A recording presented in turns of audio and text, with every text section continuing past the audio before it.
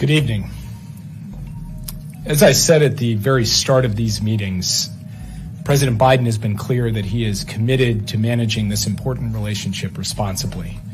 Our aim in every engagement with China is to deliver for the American people.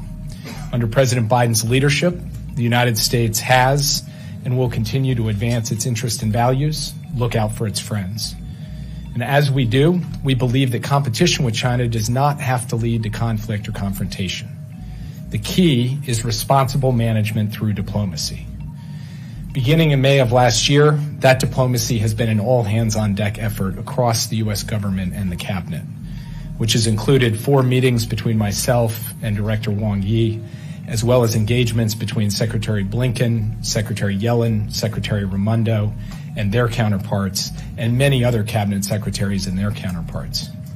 Those discussions help lay the foundation for a productive summit between President Biden and President Xi in San Francisco at the end of last year. There, our leaders agreed on concrete steps on issues that matter to the American people, and for that matter to the world.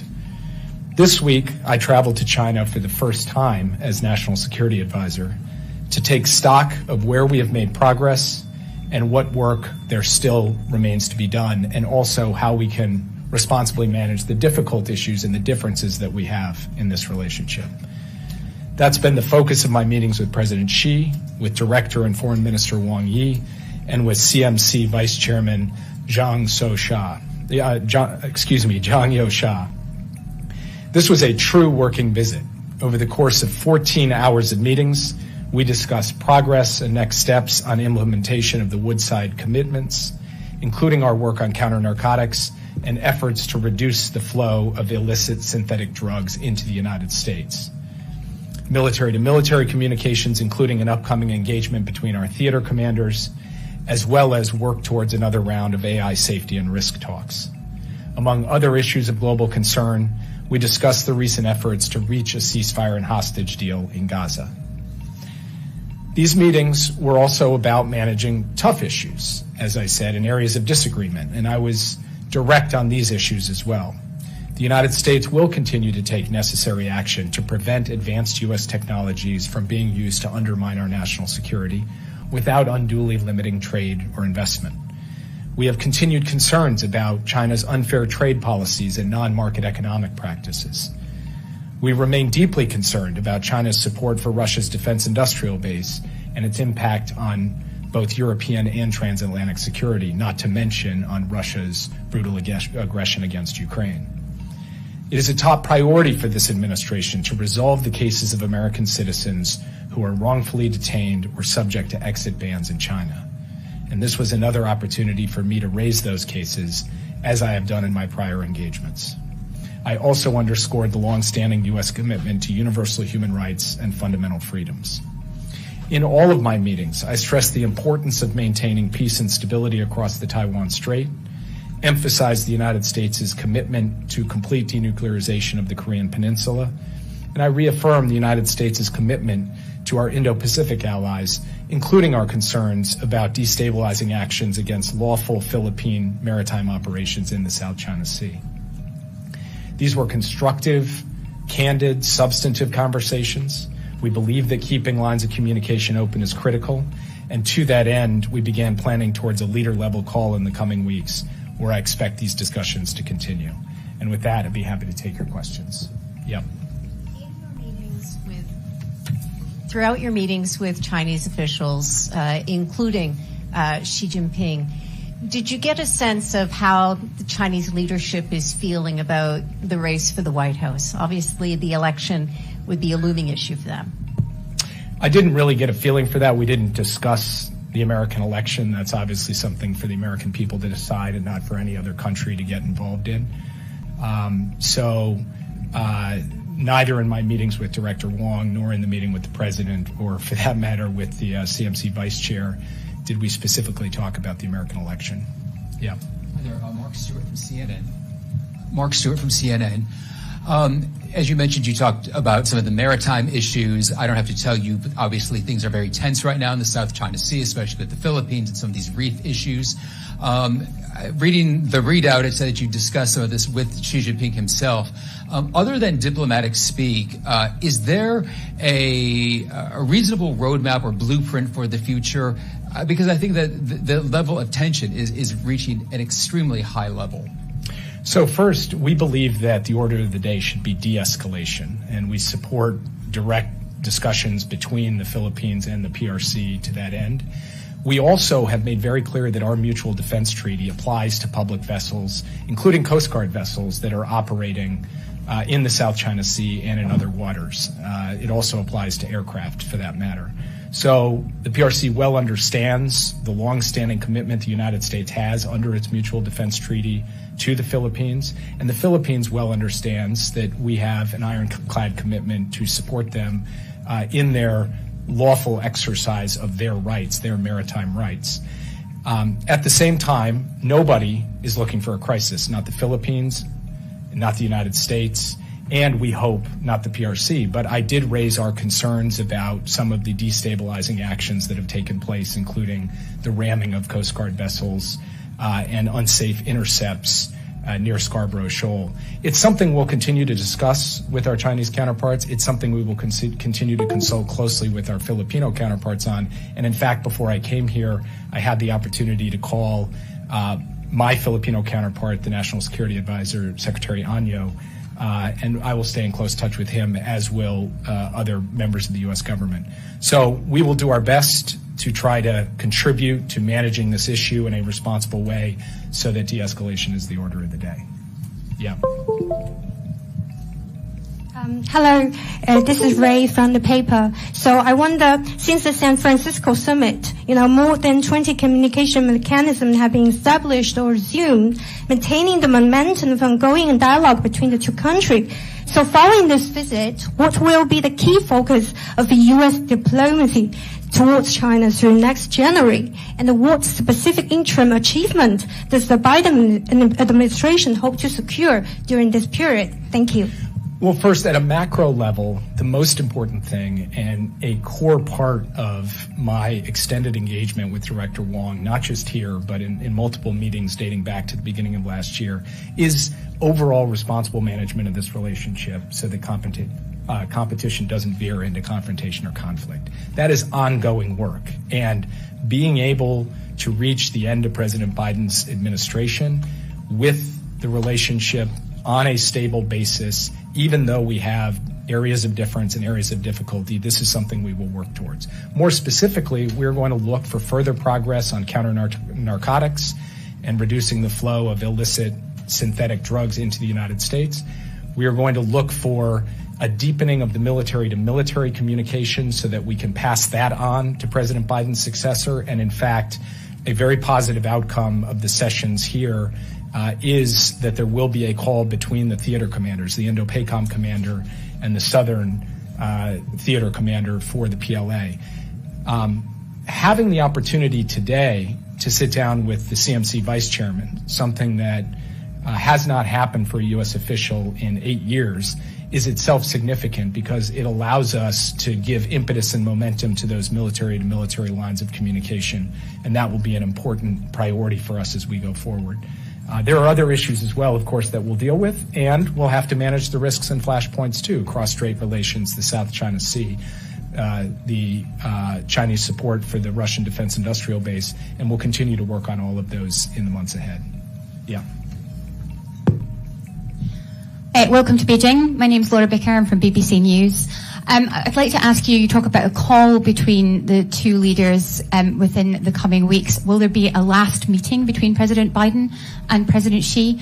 And also back to those talks with General Zhang, how important is it for you to have those talks with a leading general, and what was the tone of those talks?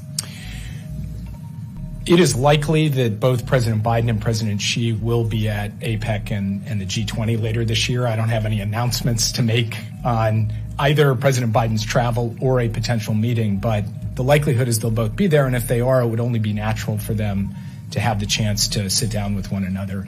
So we'll have to await any confirmation or any announcements, but I think things pointing in that direction seem logical and reasonable. I think the meeting with Vice Chairman Zhang was very important.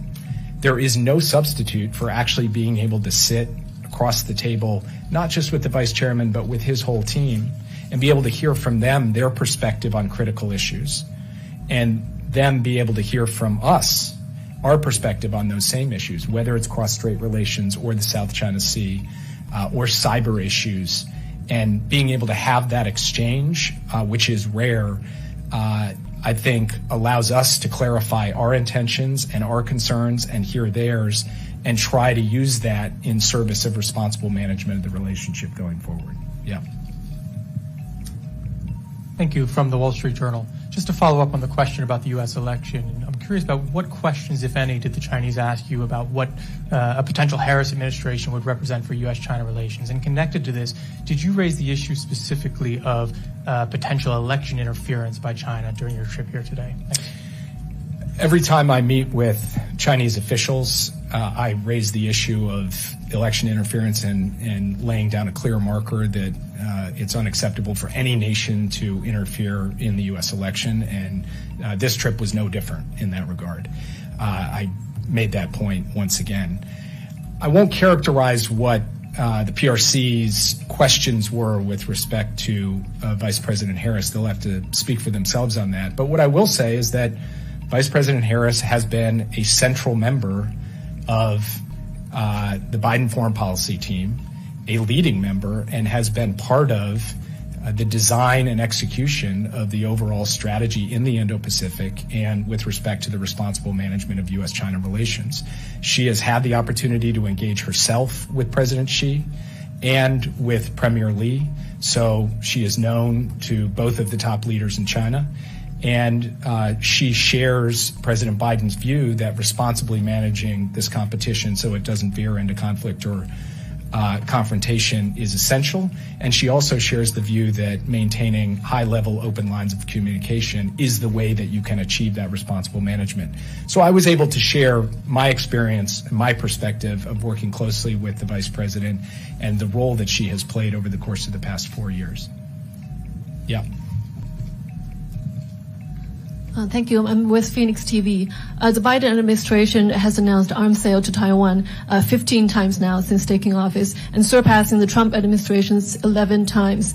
So China believes that the continued U.S. arms sales to Taiwan and other actions have increased tensions in the Taiwan Strait. So how do you respond to this, and what is the U.S. willing to do to de-escalate? Thank you. Our one China policy has not changed. And our approach to this issue is guided by the One China policy, the Taiwan Relations Act, the 3 joint communiques, and the 6 assurances. That remains true today, and that has remained true on a bipartisan basis through multiple administrations. And that policy has actually helped contribute to maintaining peace and stability across the Taiwan Strait for decades, and we intend to keep it that way. Let's see.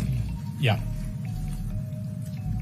Ken Moritsugu with the AP. I want to ask about the 100% tariff that the Canadian government put on Chinese EVs earlier this week. It was reported that you had met with Prime Minister Justin Trudeau and encouraged Canada to go forward with that. Did that come up at all during these talks? Did the Chinese side complain about it or the timing? And if so, how did you respond? First of all, Canada is a sovereign country that makes its own sovereign decisions, and it would be quite an extraordinary power to show up on a Sunday evening and produce a major trade policy move on a Monday morning. So I think the right way to look at this is I was there for a pre-scheduled cabinet retreat to speak with them. They took independent action. It was not at my behest or anything that I did or said that made that happen. That was a determination that they made. I did make the point while I was in Canada, and I make it standing here today, that we have concerns relative to EVs, both with respect to security issues and overcapacity issues. We've been public and transparent about that. But this was a decision they took on their own, and I won't characterize the conversations with the PRC on this issue. I'll let them speak for themselves. Yeah. Janice Naki-Freire with NBC. Follow-up to the election-related question from Brian. The Chinese leadership and Chinese officials are about stability and consistency in their relationships. Did they at all signal to you any hesitation, nervousness, or concern about an upcoming change of administration at the White House? They recognize that elections are sensitive periods and transitions are sensitive periods, and responsible management through an election and transition is important. That's something we believe as well. And my visit here during this period helps contribute to try and sustain that responsible management over this coming sensitive period. I will refrain from commenting on their perspective about what comes next. I think that's something that they're going to have to speak for themselves on. Yeah. Thanks, Trevor Honeycutt, Reuters. Jake, could you talk a little bit about the status of the Middle East hostage and ceasefire negotiations? I could, but it's moving hour by hour, and I haven't gotten an update in the last several hours. What I would say is that the negotiators are bearing down on the details, meaning that we have advanced the discussions to a point where it's in the nitty-gritty, and that is a positive sign of progress. But at the end of the day, nothing is done until it's done, and so we're just going to keep working at this until we finally get the ceasefire and hostage deal across the line. And I'll have the chance when I get on the plane to check in with our negotiating team who's participating in these talks in the region even as we speak.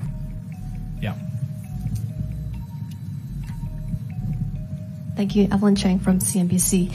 On the issue of tech restrictions, I know that's something that the U.S. side has remained very firm on, and that the Chinese side has repeatedly asked for changes on. If the trajectory is still going to be more restrictions, was there, can you give some more details on what that discussion looked like? And then just on the aspect of cross-strait tensions and South China Sea, was there any specifics on what a de-escalation might look like? Thank you. We had extended discussions about economics and national security, and I won't characterize the PRC position on that other than to say it was consistent in the room with what they have said publicly on the issue. For our part, I laid out our approach, which is rooted in the concept of small yard, high fence. I explained why it is that we feel we have to take some targeted restrictions to ensure that advanced technologies aren't used against U.S. national security. I explained that our approach is one of de-risking, not decoupling, and described in some detail how we saw de-risking in practice. And I also raised our concerns about steps that the PRC has taken with respect to the intersection of economics and national security and the impact that has had on Western businesses and on supply chains. And so we had a vigorous give and take on the issue. Obviously, we didn't come to agreement on certain aspects of things, but I think the dialogue is very useful because it clarifies the concerns of each side and also gives us the opportunity to explain what it is that we are doing and what we are not doing. And I thought that was valuable. We didn't reach any specific agreements on the South China Sea.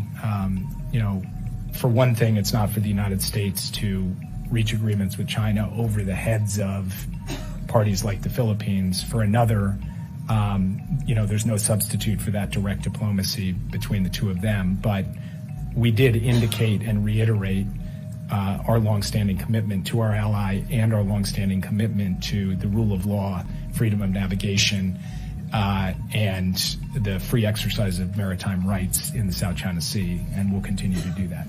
Take one more question. Yeah. Maybe. China Media Group speaking. So we noticed that almost all of your accompanying staff can speak Chinese. So do you think this helped you to communicate with your Chinese counterparts? And does this help you accurately understand China's core concerns? Thank you. Yes. The answer is yes. No, it's having a team here, many of whom do speak fluent Mandarin, have deep experience on issues related to the PRC and the U.S.-China relationship. This is it makes my job a heck of a lot easier and makes me much better than I would otherwise be. And I stand on the shoulders of those experts because, they're the ones with the insights and the wisdom that drives forward the conversations that we've had here over the last 3 days. So, all right, we'll do 2 more. Yeah. Yes, Keith Bradshaw for the New York Times. Have you made any progress with China in discussing what might be a possible resolution for the war in Ukraine? Thank you. I can't say that we did make progress on that issue. The PRC has been very public in its view that the war should end through diplomacy. They've laid out various principles, both unilaterally and in separate communication with the Brazilians. We had the opportunity to exchange views on the war against Ukraine over the course of the last 3 days. We didn't reach any particular plan with respect to diplomacy, in large part because the United States very rigorously adheres to the simple maxim of nothing about Ukraine without Ukraine. So ultimately it will be up to Ukraine to decide how it wants to proceed with diplomacy and negotiations. Yeah. Li Wei from Caixin, perhaps an overarching question. Several months ago, Sino-U.S. relation is very intense, especially around the time U.S. imposed kind of additional tariff on Chinese EVs or semiconductors. And China is facing this trade war nowadays with Europe. But all of a sudden, UK and U.S.-China relations seems to be on a better track, especially for the last few months of this year. What's behind this change? Does that have anything to do with Vice President Harris taking over the presidential race or any other factor from the Chinese side? And looking forward, do you see U.S.-China relations turning marginally for the better for the next few months or potentially in the next few years compared to a potential second Trump term? Thanks. I can't characterize the Chinese side on this issue. They're going to have to speak for themselves. What I can tell you is that we believe in the Biden administration that intense diplomacy matters because it doesn't resolve every issue. It doesn't mean that we're going to agree on everything.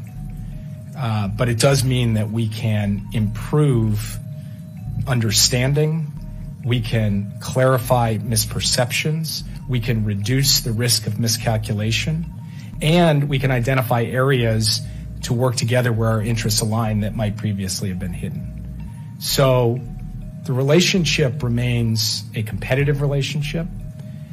We need to responsibly manage that competition, and we're doing that through this very detailed, painstaking, multiple rounds of diplomatic effort. And it's not to arrive at a certain end result where everything's just resolved. It's rather to arrive on a stable basis so that each of us can stand up for our interests, we can stand up for our friends, we can defend our values, we can take the actions we feel we need to take in service of our national interests, but we can also work together to ensure that the relationship is managed responsibly. That is what this trip was about. That's what the diplomacy of the last 2 years have been about. And we do believe that it puts us in a position to increase the prospect of stability in the relationship. But we have to keep in mind, too, that there are always risks of escalation, risks of misunderstanding, risks of something going awry. And we've seen that before in the U.S.-China relationship.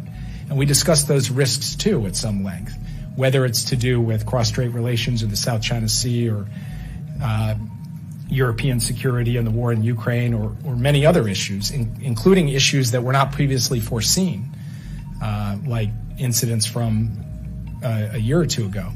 So this is something we will have to keep working at, and it's a work in progress.